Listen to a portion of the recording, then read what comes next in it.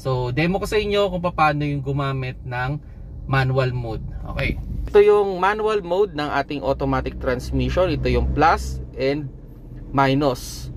So, pwede naman nating i-switch kahit nakahinto yung ating sasakyan or kahit tumatakbo. Kung nakahinto, dahil nakahinto naman tayo, so switch natin. So, apakan natin yung preno para ma-release natin sa park, lagay natin sa drive. Okay? Then, pag nasa drive na yan, ipapaling lang natin siya ng pakaliwa. Pero yung iba, may mga matic na pakanan. So, itong sa Vios natin, pakaliwa. Okay?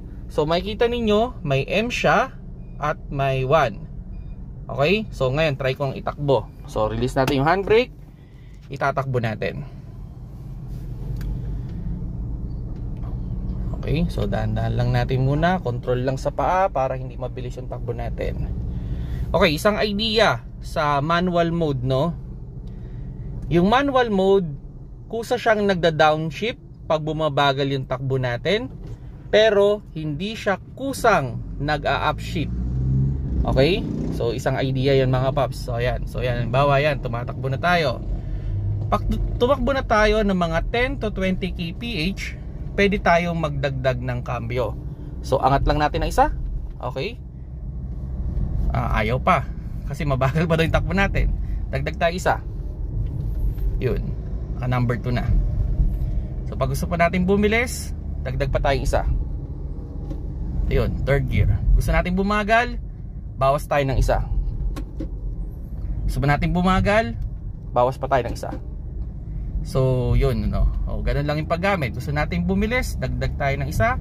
Gusto pa natin lalong bumilis, dagdag pa tayo ng isa. Gusto natin bumagal, bawas tayo, bawas tayo. Okay?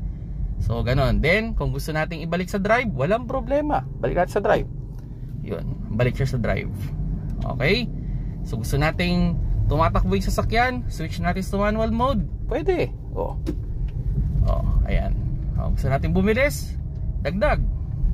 Konti pa speed, dagdag. Yan. So, yan mga paps, no? Ang galing, di ba? So, sana nakakuha kayo ng idea kung paano ba gumamit ng manual mode ng isang automatic na kotse.